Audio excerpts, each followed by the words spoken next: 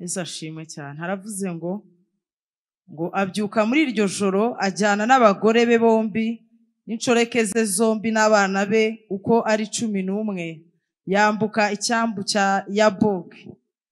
Arabajyana abambutsa uwo mugezi, yambutsa n'ibyo yari afite byose. Yakobo asigara wenyine. Yesu ashimwe. Haza umugabo aramukiranya. Bageza mu museke, abonye yuko atamutsinze, akora ku mutsi wo kunyonga y'itako rye, umutsi wo kunyonga y'itako rya Yakobo urareguka, bagikirana. Uwo mugabo aramubwira ati, ndekura kuko umuseke utambitse. Aramusubiza ati, sinkure kuri utampaye umugisha. Aramusubiza ati, witwa nde? Aramubaza ati, witwa nde? Aramusubiza ati, ndi Yakobo. Aramubwira ati, ntukitwa Yakobo ukundi, ahubwo uzitwa Isirayeli, kuko wakiranije Imana n'abantu ukanesha. Yakobo, haleluya. Ninshake ndekira ngo ko wakiranye n'Imana ukanesha.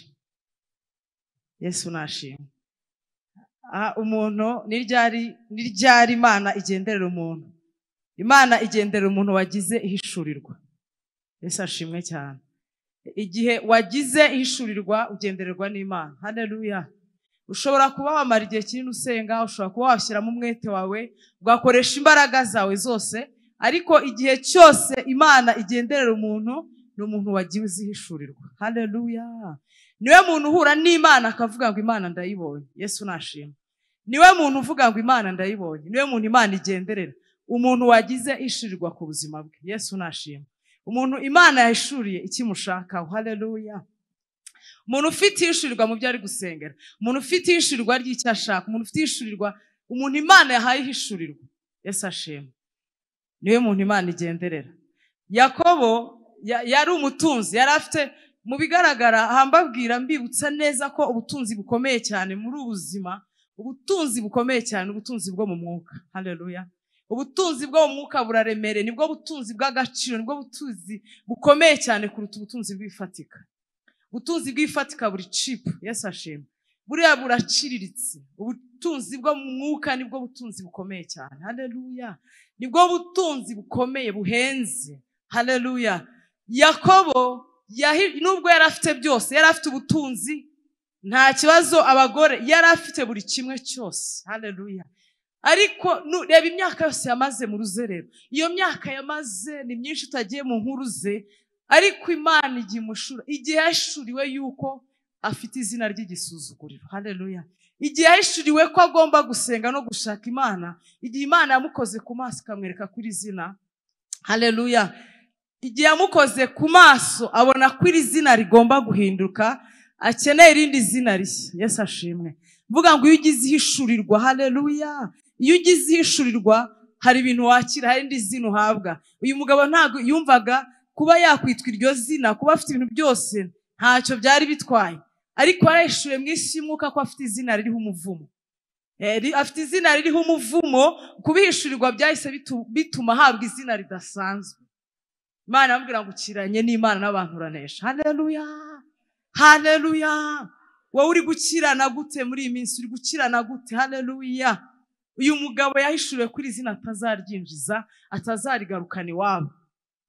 Arabihishurirwa, arahatana, arakirana mpaka hawe izina rishya. Yesu ashimwe cyane. Twongeye tugasoma muri Samweli wa mbere 2:20. Samweli wa mbere 2:20.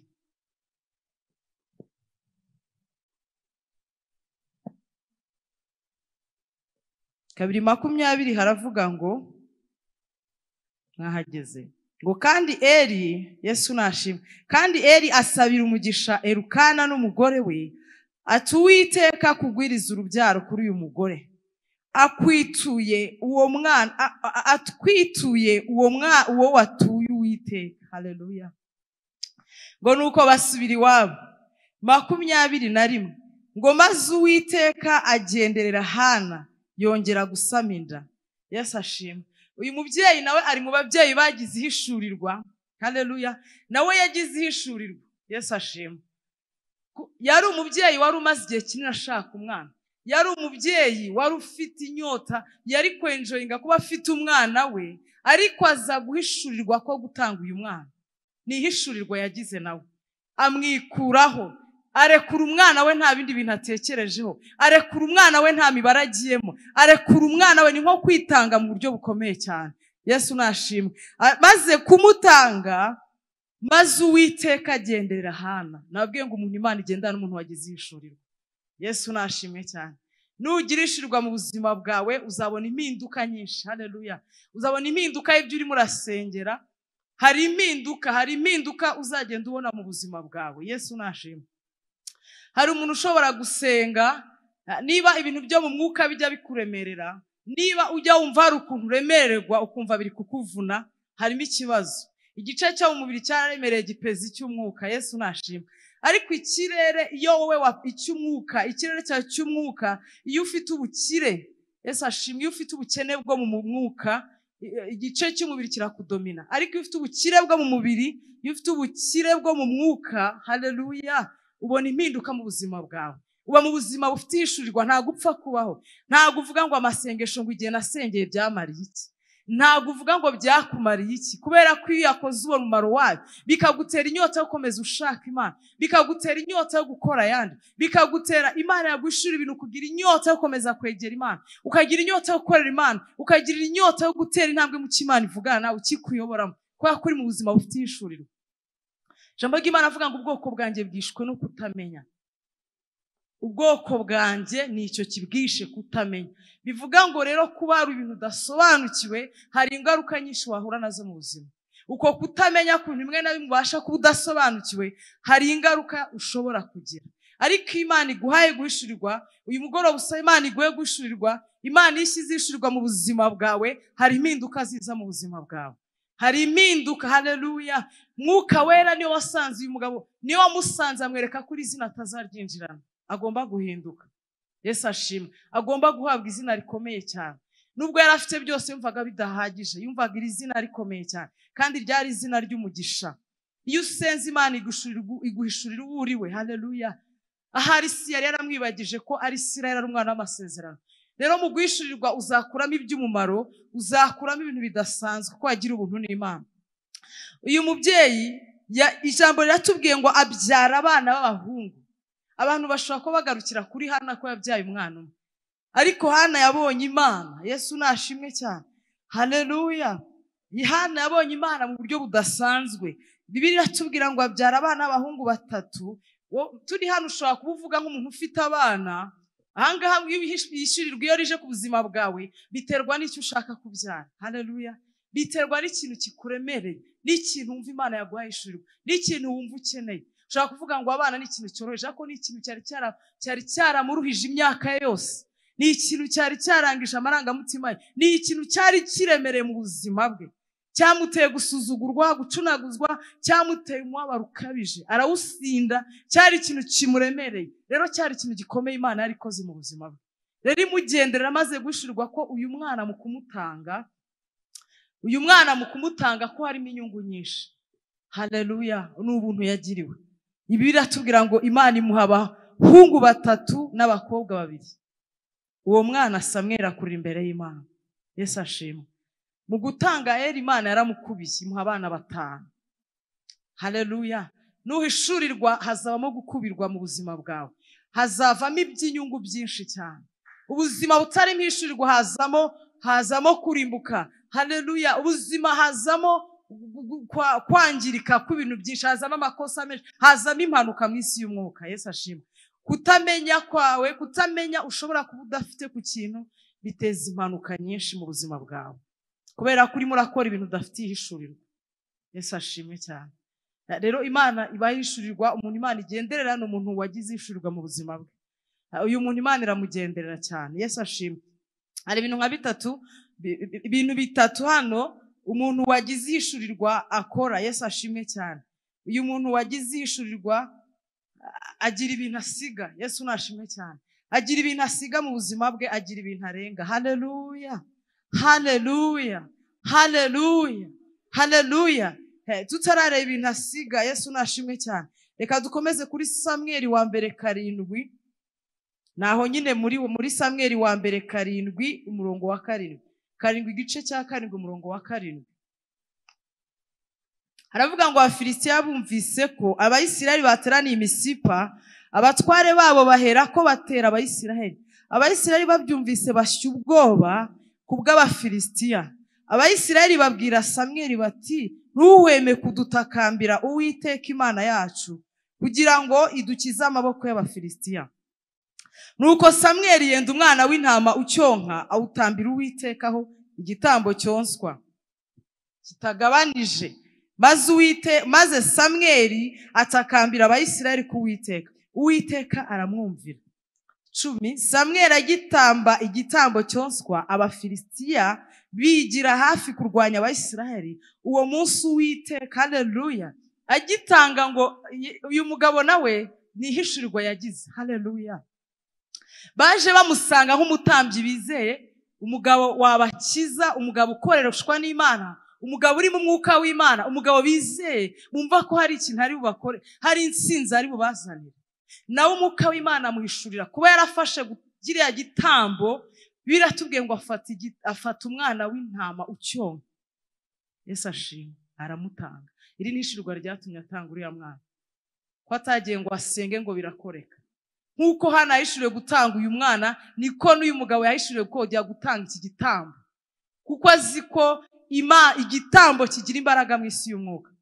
Aratagifata, yabonye kwizera, bamwizeye, nawe ahishurirwa ko ikintu cy'ubutuma Imana iri bubatabara. Haleluya. Biratubwira ngo agitanga ngo uyu mwana, ngo agitanga iki gitambo, ngo Abafilisitiya bariyegeranya baza baje kubarwanya cyane. Bahise biyegeranya ngo Samweli agitanga igitambo cyonswa, Abafilisitiya bigira hafi kurwanya Abayisiraheli. Ngo uwo munsi Uwiteka ahindira Abafilisitiya, ahindira ku Bafilisitiya guhinda gukomeye, arabatatanya, abaneshereza imbere y'Abayisiraheli. Yesu nashimwe cyane. Haleluya. Kugira umumaro, Imana yagushira ikintu cyagutabara. Yesu nashimwe. Iminsi umaze imbere y'Imana, Imana iguhishurire. Haleluya. Kuko uyu mugabo guhishurirwa ko yatanga iki gitambo cy'umwana w'intama, ibyo byose bituma Isiraheli itahana itsinze. Bibiliya yatubwira ngo akitanga icyo gitambo ngo Imana iramwumvira. Ugendererwa n'Imana ni umuntu wagize guhishurirwa. Buri ibibazo byose dufite hari ahantu Imana iguhe guhishurirwa. Yesu nashimwe cyane. Iguhe guhishurirwa. Iyo uhishuriwe ntago buri hari igihe umuntu amara igihe yizengurukaho, ugamara igihe kinini wizengurukaho, ariko iyo wagize guhishurirwa bibasha kugeza ku gisubizo vuba, udatagangaye. Haleluya. Utaruzinze time, Imana ikakwereka. Haleluya. Yesu nashimwe cyane. Mu gutanga igitambo, Yesu nashimwe cyane, havamo intsinzi nyinshi. Haleluya. Havamo gutsindishirizwa. Umuntu ikintu cya mbere navuze mu bintu bitatu umuntu wagize ihishurirwa agira, uyu muntu aba afite kuba hari ibintu yasize. Yesu nashimwe cyane. Haba hari ibintu yasize. Haleluya. Umuntu Imana yahishuriye, umuntu Imana yasanze ikamuhishura agira ibintu arenga. Hari ibintu usiga. Yesu nashimwe cyane. Hari ibintu abandi barwana nabyo uba warabirenze. Yesu nashimwe cyane. Uyu mugore Imana kugira ngo yakire igitangaza cye hana, yari afite agahinda, umutambyi amubwira nawe ariko ntigeze ari actinga nk'umuntu ukomeretse, kubera ko yarazi ibyo yari yarabirenze. Yesu ashimwe cyane.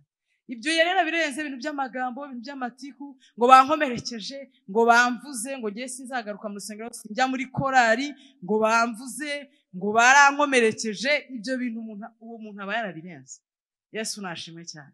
Imana yakugendera ufite utwo tuntu tumeze gutya mu mutima wawe, ibyo bintu urabirenga ukagira undi mutima. Yesu ashimwe cyane. Iyo Imana amaze kuguhishurira, hari ibintu usiga, hari ibintu urenga. Utwo tuntu twose tugukerereza tukwanduza uradusiga. Yesu nashimwe. Ubu uri umuntu ufite gutanga imbabazi, uri umuntu ureba kure, ntago ibyo ngibyo byako kanya bikwanduza bikumenera amavuta ubukibiha agaciro. Uba warabirenze. Ibintu by'amagambo warabirenze. Ibintu byo hari ibintu byinshi kugira ibintu ugundira bibyiga mwuka wera, ibyo bintu byose ugomba kubisiga ukabirenga. Yesu nashimwe cyane. Uyu muntu yagize ishurwa bino bintu arabirenga, urabisiga ibintu bidafite umumaro byose. Haleluya. Haleluya.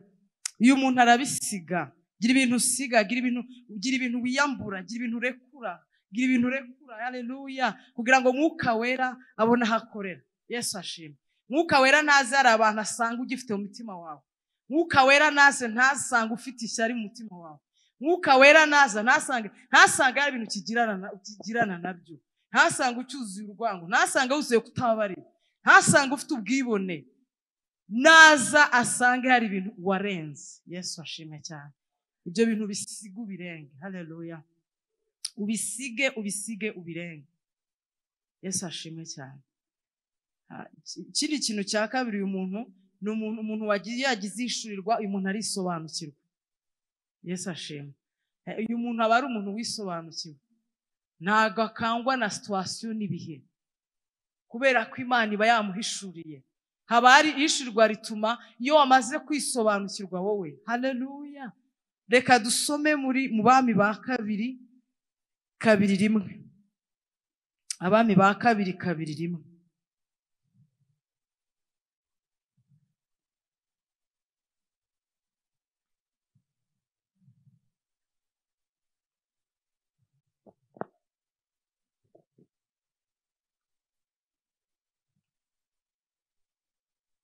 Abami ba kabiri 2:1 turabona umugabo witwa Elisa.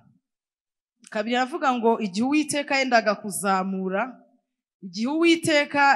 yendaga kuzamura Eliya ngo amujyane mu ijuru, amujyana muri serwakira, Eliya ahaguruka na Elisa i Gilugari.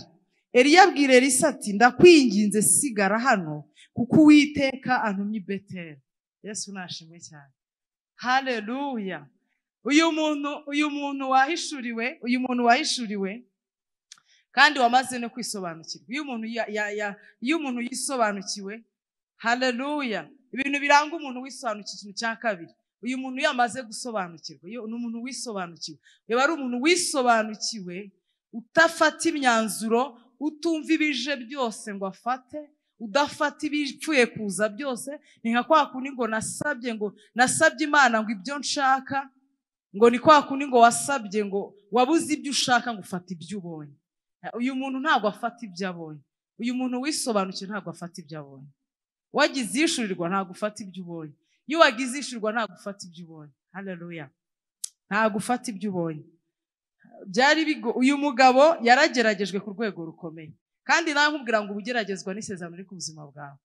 Buriya asugira ngo Yakobo ntiyari yaravuzweho amagambo akomeye, ariko kubera ko yagira ubuntu akabihishurirwa, uyu mugabo Elisa yari yatowe ko azasimbura Eliya, ariko yagirirwa ubuntu arahishurirwa no kwisobanukirwa. Urebye intambara yahuye nayo mu gutandukana na Eliya, byasanze ari umugabo wamaze kwisobanukirwa. Ahangaha Eliya yaramugerageje, aramubwira ngo, kandi yaramwubahaga, yari umuntu yubaha, ariko kubera ko uyu mugabo yasobanukiwe, arangije aramubwira, yarazi icyo ashaka. Iyo uzi icyo ushaka ntabwo ufata icyo ubonye. Yarazi icyo ashaka, aramwinginga ngo Uwiteka arambwiye ngo njye i Beteli arantumye, ngo sigara ntabwo tujyana. Arambwira ngo ntabwo usiga. Arambwira Elisa aramusubiza ati nkurahiye Uwiteka uhoraho n'ubugingo bwanjye sinsigara. Nuko baramanuka bajya i Beteli. No bagezeyo ngo basanga abana b'abahanuzi bazamusanganira, baramubwira ngo urabizi ko so ari bugukurweho, uzi intambara ahuye nazo. Namwe rero ndababwiye, yabasubije ijambo ryiza nkunda cyane. Yarababwiye ngo arabasubiza ati yenda biza ariko nimuceceke. Bibiliya itubwira ngo yahuye n'abahanuzi 50. Ureke muri iyi minsi ura n'umuhanuzi umwe agahita deviye imyanzuro yose n'ibitekerezo byawe. Yesu ashimwe. Umuntu wumvira abahanuzi ashobora kuvuga ngo iki Imana ivuze ngo ikivuze rimwe ngo igisubiyemo, ngo ibi nibyo. Iyo wisobanukiye ntabwo upfa gufata ibyo ubonye. Haleluya. Iyo ufite ishurirwa ku buzima bwawe, Bibiliya iratubwiye uretse n'aba bahanuzi yahuye nabo, na sebuja aramwinginze, aramubwira ngo Uwiteka antumye i Beteli. Aramutsembera, aravuga ngo ndahiye Uwiteka ntago ndi butandukane. Yumvaga atari butandukane nawe gutya, yumvaga agomba kuba hari ikintu ari bumukureho. Iyo uzi icyo ushaka ntabwo ufata ibyo ubonye. Haleluya. Arangisha abana abahanuzi barongera, aramubwira ngo ndakwinginze Uwiteka antumye Yeriko. Arongera aramubwira ngo nkurahiye Uwiteka uhoraho sinsigaraho. Nuko bajyana i Yeriko. Bageze abana b'abahanuzi b'i Yeriko basanga Elisa yahuye n'intambara umuntu zikomeye. Haleluya.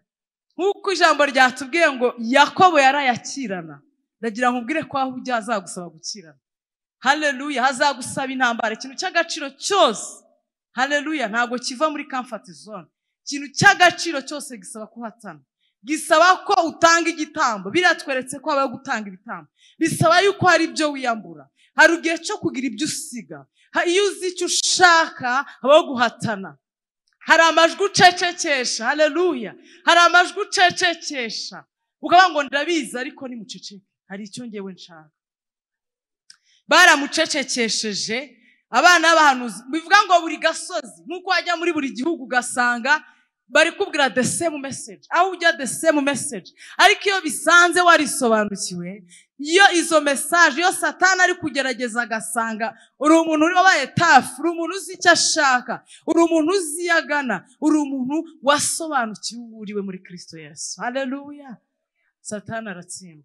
Kuko azakugerageza mu buryo bwose bushoboka, ariko azasanga muri wowe ufite ijambo ringana iki ryo kumunesha. Utavuze ngo bampanuriye ngo nasengehana, barabivuga ngo nasengehana. Ntabwo uzibutsa Imana ubuhanuzi, ntabwo uzibutsa ubuhanuzi. Wabwirwa n'iki ko udafite amahuri? Wabwirwa n'iki ko ufite ubuhanuzi bw'Imana bataguhanuriye marangamutima? Wabwirwa n'iki ko uticareye ubuhanuzi bw'ibinyoma?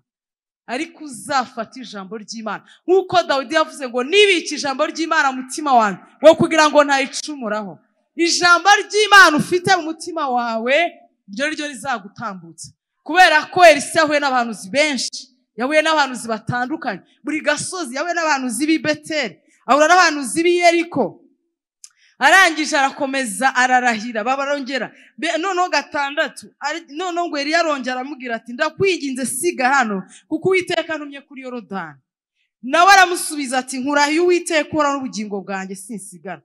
Nuko barajyana bombi, yaramaramaje. Ahantu hose yaramugerageje kuri Yorodani, Beteli, Yeriko, abona uyu mugabo afite kumaramaza. Nawe aramusubiza ati nkurahiye Uwiteka uhoraho n'ubugingo bwawe sinsigara. Nuko barajyana bombi 7, maze bakurikirwa n'abana b'abahanuzi 50. Umva abahanuzi baracyamugendaho 50. Baragenda bahagarara kuraho bitegeye. Yesu ashimwe. Bazakwitegera nufata imyanzuro. Yesu ashimwe. Ntabwo uzabura ibicanege, ntuzabura n'abagukomera, n'abakuvuga n'abavuga ngo ibintu bizacamo, n'abavuga n'abagutega iminsi, n'abaguha igihe. Ariko iyo uzi icyo ushaka wowe, iyo wahawe ihishurirwa rivuye ku Mana, iyo ari Imana mwivuganiye, Yesu ashimwe. Bamuteze iminsi, baravuga ngo bareka tumurebe yanze kutwumvira. Baragenda bahagarara ngo nuko ngo ubwabo bombi bageze kuri Yorodani barahagarara. Eliya yenda umwitero we arawuzinga, awukubita amazi yigabanyamo 2, amwajya ukwayo ayandi ukwayo, bombi bambukira ahumutse. Bageze hakurya, Eliya aramubwira ati Elisa, nsaba icyo ushaka cyose ndakigukorera ntaratandukanywa nawe. Elisa aramusaba ati ndakwinginze ndaka imigabane 2. Ndaga ngo nuko umuraga, ndaga imigabane 2 y'umwuka wawe. Eliya aramusubiza ati nsabye ikintu kiruhije cyane, icyakora nubona nkigukurwaho birakubera bityo, ariko nutambona siko biri bukubere. Mwabonye gufata ikintu cy'agaciro imbaraga bisaba, kukanura cyane, nta guhunikira, nta kurangara. Utarafata icyo ushaka ntugahunikira, utarafata icyo wasengeye ntukarangara. Ntihakagira ibintu biguca intege bikwitambika imbere. Ikintu wasengeye, ikintu waruhiye, utarakibona ntugatuze, ntugahweme, kubera ko yasezeranyije niyo kwizerwa. Imana yacu ntibeshya. Ariko ibicantege byo uzabibona, haleluya. Ibicantege uzahura nabyo, ibikubwira ko bidashoboka uzabibona, ibikubwira ko ibintu utabishobora, ibikubwira ko ibintu bitakunda, ibikubwira ibijya mu marojike y'abantu, logike z'abantu. Ariko nizisanga warisobanukiwe uzabicamo wemye utandukana itsinzi, haleluya. Uzabitambukamo. Yesu ashimwe. Uyu mugabo rero aravuga ngo baramubwira ati usabye ibintu bikomeye. Maze afata umwambaro we yawutanyuramo 2, atoragura umwitero, atoragura n'umwitero Eliya ataye, asubirayo. Ageze ku nkombe abari bamaze gutandukana. Yesu ashimwe cyane. Bamaze gutandukana 10, haravuga Elisa akimubwira ngo usaba ikintu kiruhije 11 ngo bakigenda baganira haboneka igare ry'umuriro n'amafarashi y'umuriro birabatandukanye. Nuko Eliya ajyanwa mu ijuru. Elisa bibonye arataka ati data wabereye Isirayeli amagare n'amafarashi. Nuko ntiyongera kumubona ukundi, ariko ya migabane ibiri yari yayitwaye. Haleluya. Intsinzi yari ayitahukanye. Haleluya. Warangije aza kuri Yorodani tugeze 19 ntagiye kure. Kubera ko yaratahukanye intsinzi, icyubaro cy'Imana cyari kuri we. 19 ngo bukiye abanyamudugudu baho babwira Elisa ati dore uyu mudugudu uburyo ari mwiza wari heza, ngo dore umudugudu uburyo ari heza nkuko bireba databuja, ariko amazi yaho ni mabi kandi muri iki gihugu imyaka irarumba. Yaratangiye guhabwa, yari yahawe izina ry'icyubahiro. Barambwiye ngo databuja yagarukanye icyubahiro gikomeye cyane, batangira kumutura ibibazo byose by'umudugudu. Haleluya. Mwabonye umuntu wisobanukiwe igihembo ajya hamba, yahawe icyubahiro kidasanzwe. Uyu mugabo yarazi ikintu yakuye aha hantu. Nje nari nshomere Imana impakazi, Imana yamaye imodoka nagendaga n'amaguru, ariko ngiye buryo kimba numva shaka icyuro cy'Imana ko cyagaragara ku buzima bw'umuntu birenze ibyo ngibyo. Haleluya. Birenze ibyo kubera ko icyuro cy'Imana ari Kigali, kubera ko ubwami bw'Imana ari bugari n'ubwami bw'amahanga unanizwe ugatsikamirwa ubukene bwo mu mwuka iyo bwabaye bwinshi. Haleluya. Iyo bwabaye bwinshi abaho kunanizwa gutsikamirwa amajwi bicantege bigahuma amaso ntibitume ubasha kubona icyuro cy'Imana ukomera kw'Imana. Ibintu biguhuma amaso birakwiye kubyiyambura. Muri iyi minsi mugira ibintu mwiyambura kugira ngo mubone icyuro cy'Imana. Yesu ashimwe cyane. Kubera ko dutunganyizwa kugera n'ahantu hakomeye, n'ahantu y'igiciro cyinshi. Kandi turi mu rugendo. Rero bisaba kugira umutima wisobanukiwe kandi uzi icyo ushaka. Uzi icyo ashaka ntagafata icyo abonye. Kubera ko wasezeranyije n'uwo kwizera kandi ari muri wowe imbere. Yesu ashimwe. Jambo aratubwira ngo Uwiteka ni intwari muri twe imbere. Muri Zefaniya ngo ni intwari irakiza ngo kandi ari muri twebwe imbere. Urumva icyubahiro Imana ifite kirahambaye. Rero ibyo usaba cyangwa n'ibyo we expect wumve ko ari ibyo bihagije. Ntabwo bihagije. Hari ubuzima ushaka kuba urimo Imana itabunejeje, butayinejeje, ariko gusuka bukeneye ko yaguhishurirwa gusa byakugeza ahantu hagutse mu rwuri rwawe. Yesu ashimwe cyane. Uyu mugabo yavanye ibintu by'igiciro. Muzi ikintu gikomeye yari afite. Bibiliya iratubwira iyo mbitekereje numva emotion. Bibiliya iratubwira ngo uyu mugabo yarapfuye. Uzi kuba yarapfuye. Uzi kuba warapfuye utakiriho, utari Imana uri umuntu. Uzi ko biri gitubwira ngo Eliya ngo yari umuntu nkatwe. Imana itwereka ko muri twe hari imbaraga n'ibitangaza twakoreshwa ngo Eliya yari umuntu nkamwe. Biri kutubwira ko aho turi ntago hahagije. Eliya yari umuntu nkatwe kandi yakoreshejwe ibidasanzwe. Noneho uwo yatoje rero haye imigabane ibiri. Ibaze ko yapfuye abaza guca kumva ye batwaye umurambo. Uwo murambo ngo barikanze bawutura kumva ye. Uzi kugira ngo umurambo ugwe mu gituro cy'umuntu ahita muzima agenda. Urumva izo mbaraga zitura umuntu yarapfuye. Haleluya. Haleluya. Haleluya. Dukeneye Imana mu by'ukuri. Buri wese arizwe nuko akeneye Imana bushyashya.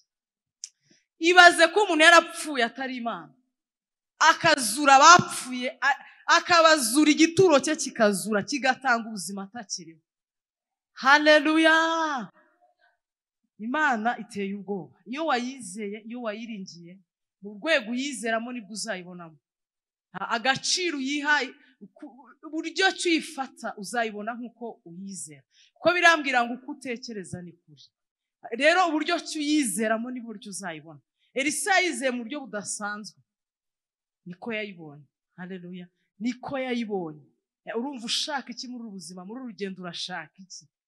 Imana yawe ugomba kugira ubuzima, mu buzima buri positive, ubuzima ugire positive mind. Yesu ashimwe cyane.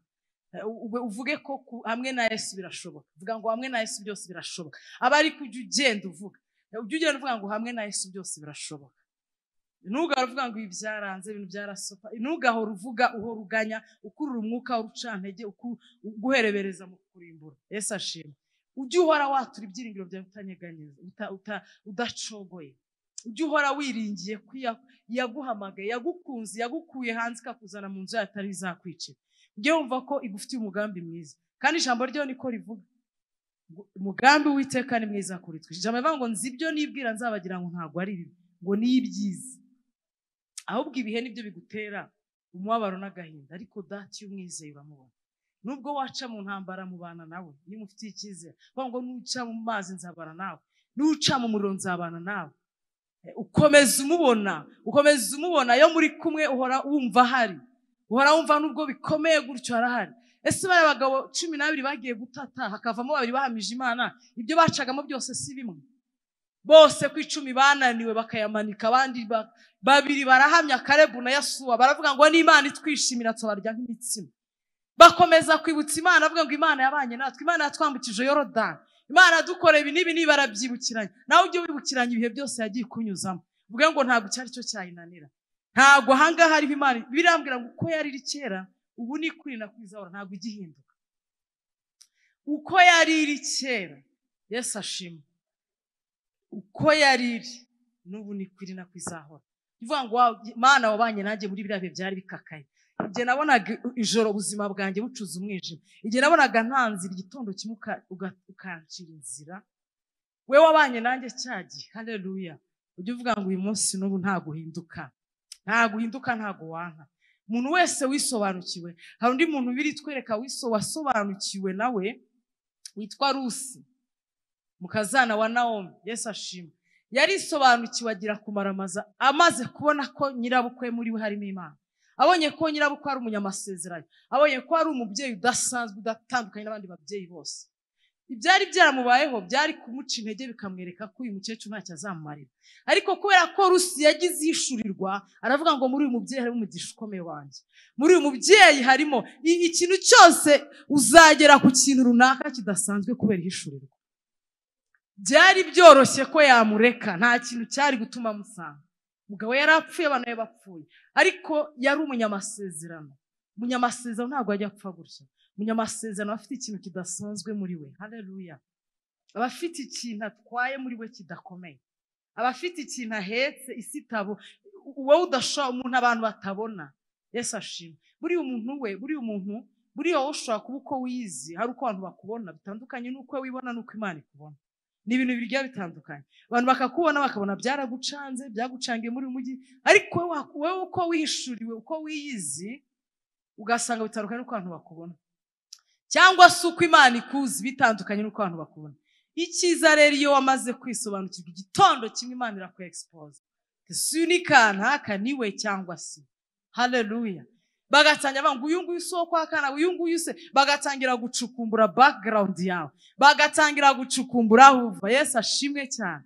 Uwo ni umuntu wisobanukiwe. Haleluya. Iteka iyo wisobanukiwe uzi icyo ushaka, Yesu ashimwe cyane, ugera ku ntsinzi, utahukana intsinzi ikomeye.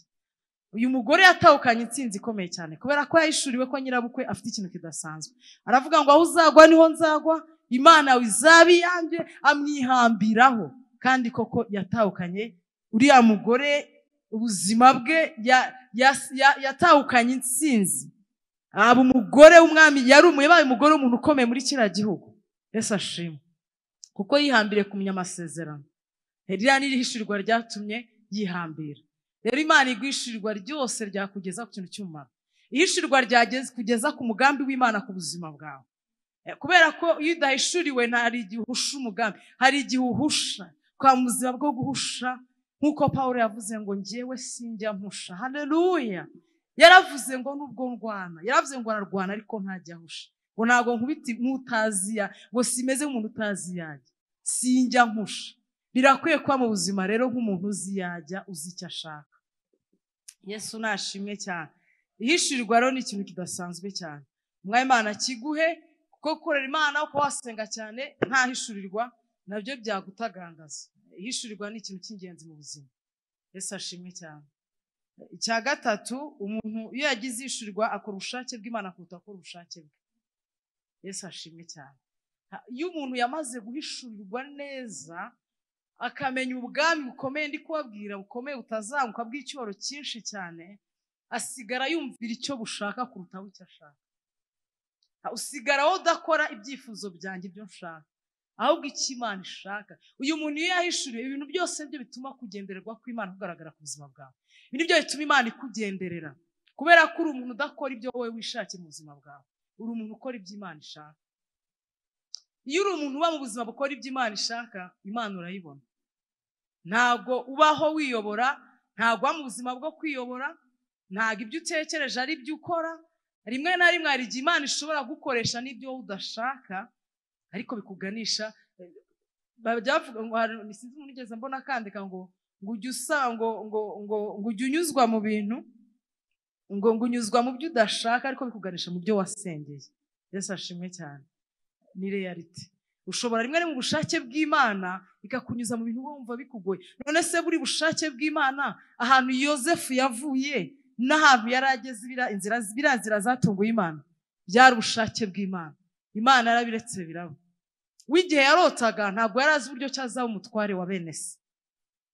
Naho Imana yarateguye yari muri kiriya gihugu kizabamo inzara. Imana imunyuza muri iriya nzira igoranye ariko irimo iramugeza mu bushake bwayo, imujyana aho ishaka. Yesu ashimwe. Ntabwo byoroshye kugira ngo ujye kumutware mu gihugu uri umunyagano, ujye kwa mu gihugu cy'abandi atariho wavukiye, ujye kumuyobozi, kujya kuyobora kuri ya rwego. Iriya feva ikomeye Imana. Rero Imana iteka izakunyuza ahantu we rimwe rimwe ubushake bwawe hari igihe uzabureka. Niba ushaka ko Imana ikugenderera, wowe uzareka, wowe ureka Imana muri wowe igaragara, ikubwire ngo ndashaka gukora iki, ikubwire ngo ndashaka kwica. Icyo tuzi cyo nuko umugambi Imana ari mwiza. Nubwo waba utari kubyumva, nubwo muri ako kanya utabisobanukiwe, nubwo waba utari kumva ibyikubwira, ariko uzasanga ari byiza. Uzasanga umugambi w'Imana ari mwiza. Yesu ashimwe.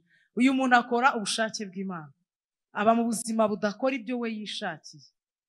Yesu nashimwe cyane. Uyu muntu akora icyo Imana ishaka, nkuko biri twereka ukuntu Dawidi yakoraga ibyo Imana ishaka, biri kongera kutwereka ukuntu Sawuli yakoraga ibyo ashaka. Haleluya. Iby'umutima we Imana ikamubwira ngo ntukore iki, agatanga amarezo. Ngo nabonaga bimeze gutya ngo mbikora gutya. Uyu muntu aba afite kumvira total obedience ku Mana. Yesu ashimwe. Wa muntu Imana ivuga ntajye kuzana amarojike no kunegosiya ku Mana. Bivuga ngo ni urugero. Imana ntabwo igenderane porte ki, igendera umuntu ufite ibintu bitatu nababwiye. Ufite ibintu yasize, umuntu wasobanukiwe. Yesu nashimwe. Umuntu ufite kuba yarasobanukiwe azi icyo ashaka. Nese Imana yakora n'umuntu utazi icyo ashaka. Imana yakora n'umuntu ibije byose ahita afata. Imana yakora n'umuntu ufata imyanzuro. Imana ikora n'umuntu wisobanukiwe, ufite maturite yo mu mwuka, umuntu uzi icyo ashaka, umuntu ubasha kuyumvira. Nk'uko Imana yahise ibwira Sawuli ngo Imana abonye batazabona muri we ntafite gukora ubushake bw'Imana.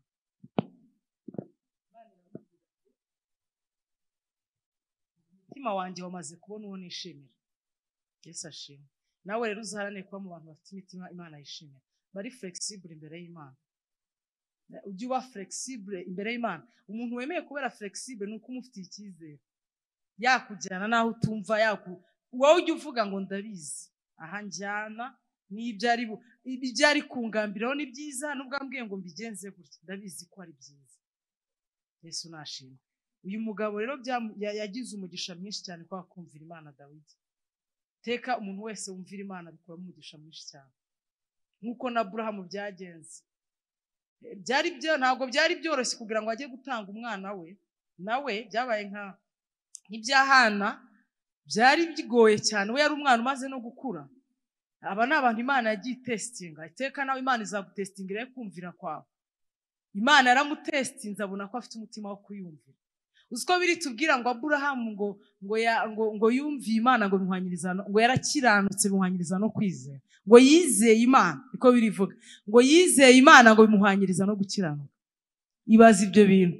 Ni kumukora ikintu nyine Imana uko ugenda uyumvira uyinezeza, bikuyemo harimo indi migisha myinshi guha. We yizeye Imana ngo bimuhanyiriza no gukiranuka. Imana ibona ko ari umukiranutsi, imuha n'ibindi byose. Yesu ashimwe. Ahitaho umutoni ku Mana, ahita aba inshuti ikomeye y'Imana. Rero ibi byose nushaka kugendererwa n'Imana, ntabwo ari ibintu bizapfa kuza ngo mu gitondo ubone biraje. Ntabwo ari ibintu bizapfa kuza. Yesu nashimwe. Ntabwo bizapfa kuza. Nkuko bitazapfa kuza rero hari icyo usabwa gukora. Yesu nashimwe. Data rero nabaho umugisha mwinshi cyane, mu mwumvire, abahe kumwumvira, ubyitoze. Niba ari je ko bisaba n'urwego. Yesu ashimwe. Uru n'urundi rwego waragezemo, ubanza ukadevelopa kuba inshuti y'Imana, ukadevelopa ibyikubwiye ntibikugora kumva biroroshye. Ni bimwe navuze ngo warwanyije bwa bukene bwo mu mwuka. Iyo warwanyije bwa bukene bwo mu mwuka ibintu byose biroroha. Ariko none biri kuremerera. Imana ambwira ngo ndashaka gukora amasengesho. Ngiye hari umwana w'inshuti, hari umukobwa w'inshuti yanjye, twarasenganye kera turi abakobwa. Yajyaga aza mu rugo ndi mu masengesho y'iminsi ingahe, akajya ahora aseka. Harigeze kuza mu rugo narashatse, arambwira ngo nubwo bambwira ngo cyo kora ngo wuriye n'indege ngo sinaburana. We niko ambwiraga icyo gihe ashize imyaka 10 n'ingahe, ngo kubera ko ngo warabiruhiye. Bambwiraga kwiriza ubusa kugeza ubwo nubwo Imana yigeze imubwira ngo mwene nyoko agiye gukora exit, akora amasengesho y'umunsi umwe ati ntayo nashobora, arayihorera. Sinshobora. Yaraza ngo akubwo uba wiyica, niriza uba wiyicira icyo ubushaka iki. Ariko Imana yaramurindiriye ko yamushakaga, iragendera munoza, imwereka ko bya bintu byari ngombwa. Iragendera munoza iteka ryose iyo utumviye Imana. Yabayeho akwepa, kandi hari igihe Imana ibona ibintu urwana nabyo, ufite ibintu by'ibihanda bikurwanya. Kwijambo yatubwira ngo hari abadayimoni bamarwa no kwiriza ubusa no gusenga. Na Yesu yabivuze ari gufasting. Niba Yesu yaririzaga ubusa, Bibiliya nibi itwereka, yaratweretse urugero. Wowe ugashaka ko Imana ikora nta kintu wakoze, urumva byakunda. Yamaze igihe ndasinzamwibagirwa n'ubu turi kumwe, ariko na n'ubu iyo myaka yose yarashize. Ibintu byinshi binamubwiraga yagiye abona nyuma akicuza ati kuki nataye igihe koko. Yesu ashimwe. Data wa twese nabaho umugisha, mugire ibihe byiza. Data abahishurirwa ryinshi. Haleluya. Amen.